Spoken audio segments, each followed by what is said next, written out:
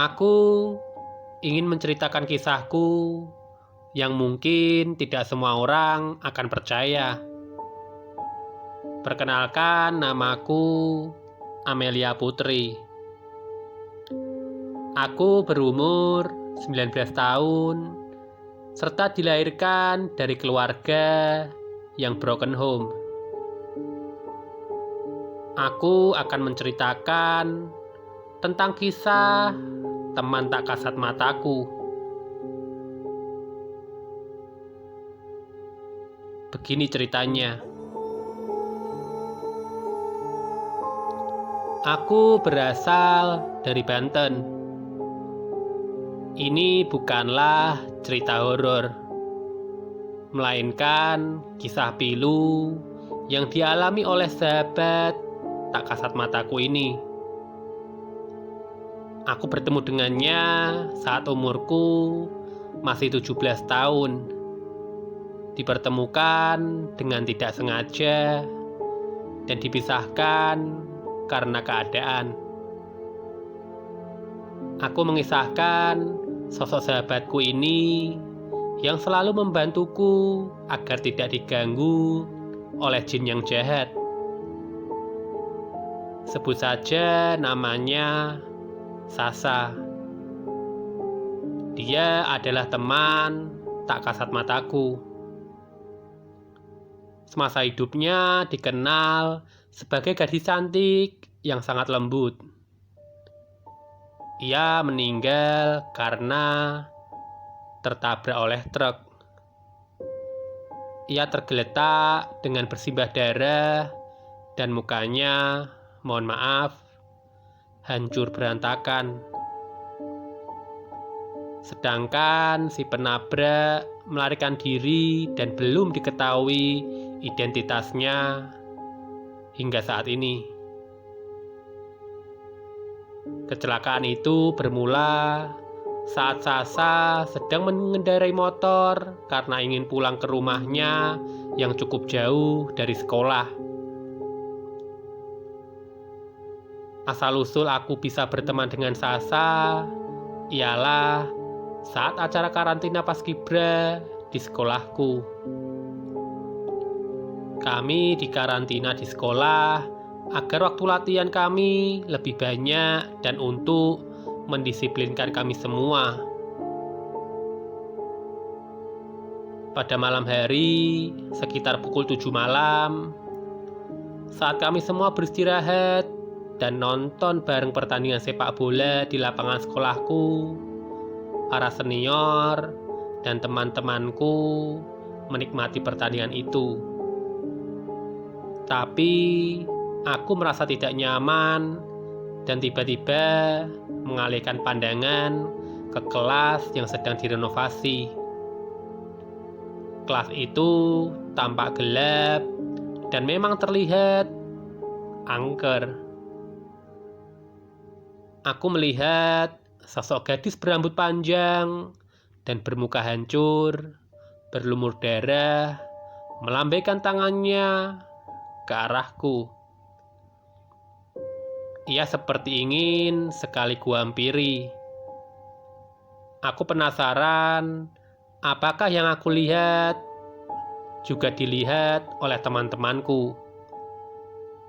Aku lalu bertanya kepada temanku, sebut saja dia Bella.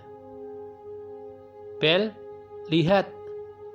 Sambil tanganku menunjuk ke arah kelas kosong. Hah? Kenapa? Kelas kosong? Jawab Bella. Aku hanya terdiam dan sedikit aneh dengan diriku sendiri. Pada saat latihan pengibaran untuk acara 17 Agustus tahun 2019, sekitar pukul 3 sore, aku merasa kelelahan lalu tergeletak pingsan. Bukan hanya aku yang pingsan, tapi teman-temanku pun banyak juga yang pingsan. Salah satu temanku bahkan kerasukan. Lalu dia dibawa ke tempat di mana aku beristirahat. Tidak ada yang menyangka kerasukan yang hanya dialami oleh satu orang tiba-tiba menjadi massal. Dan aku pun ikut kerasukan. Dan aku adalah orang yang terhitung cukup lama kerasukannya. Seniorku mendatangkan paranormal untuk mengobatiku. Paranormal mengatakan bahwa sosok gaib yang masuk ke tubuhku berjenis kelamin cowok yang berambut gimbal, dan ia sering memperhatikanku saat latihan paskibra. Ia ingin membawaku ke alamnya. Saat diobati, tiba-tiba sosok gaib yang berambut gimbal hilang, tapi digantikan oleh seorang gadis yang bermuka hancur, yaitu si Sasa. Sasa menguasai tubuhku. Ia ingin bersahabat denganku karena ia suka terhadapku. Dan dari situlah awal aku dan Sasa bersahabat. Sasa tidak hanya membantuku, tapi ia bisa menyembuhkan orang yang kerasukan, tapi lewat tubuhku. Ia akan marah saat ada orang yang membicarakanku di belakang, dan ia selalu memberitahuku jika ada orang yang membenciku. Aku tidak tahu aku harus bersikap apa, antara harus bahagia atau malah merasa risih. Sasa selalu ikut kemanapun aku pergi. Ia merasa nyaman dekat denganku. Kebetulan diriku adalah anak broken home yang butuh sosok teman. Dan saat Sasa hadir di kehidupanku, dia sangat berperan penting di dalam hidupku. Aku sering bertukar cerita dengannya. Dia memelukku di saat aku kelelahan dan butuh sandaran. Namun, sayangnya, lama-kelamaan aku menjadi risih karena tidak ada orang yang ingin berteman denganku. Karena mereka takut dengan Sasa. Ibuku mencoba berbagai cara agar Sasa pergi dari hidupku. Karena ibu sering memperhatikanku berbicara sendiri serta bermain sendiri. Namun sayangnya usaha ibuku tidak pernah berhasil.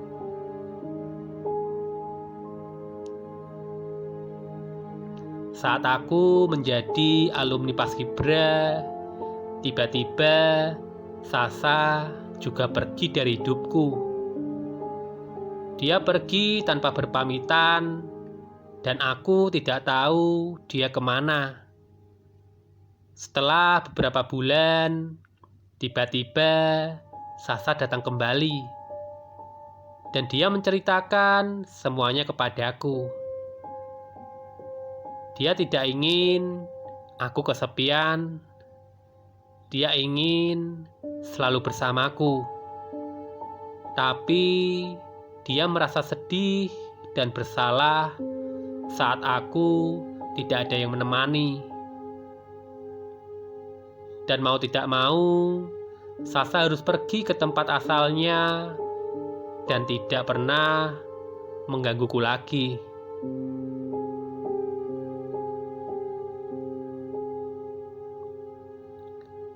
Terima kasih, Sa, sudah mau membantu dan menemani hari-hari yang penuh kesedihan ini. Aku berharap saat aku butuh kamu, kamu ada di dekatku. Ucapku sambil menahan air mata agar tidak jatuh. Dia tidak berbicara sedikit pun. Dia hanya memelukku dan tiba-tiba hilang.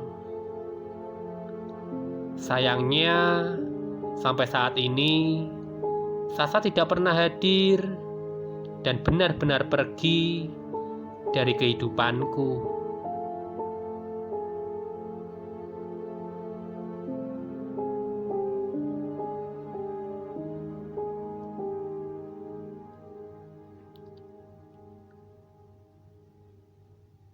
Sekian cerita misteri malam ini.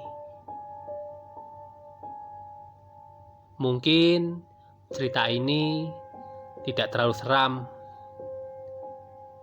tapi di kehidupan nyata tentunya banyak orang yang memiliki sahabat gaib.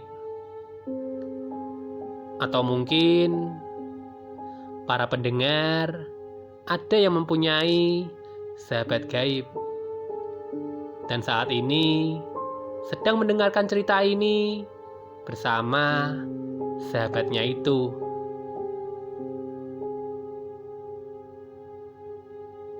Semoga cerita malam ini dapat menemani teman-teman semuanya. Bagi teman-teman yang belum subscribe, silahkan klik tombol subscribe. Jangan lupa juga like, komen, dan bagikan keseraman ini kepada semuanya. Akhir kata, salam ketakutan.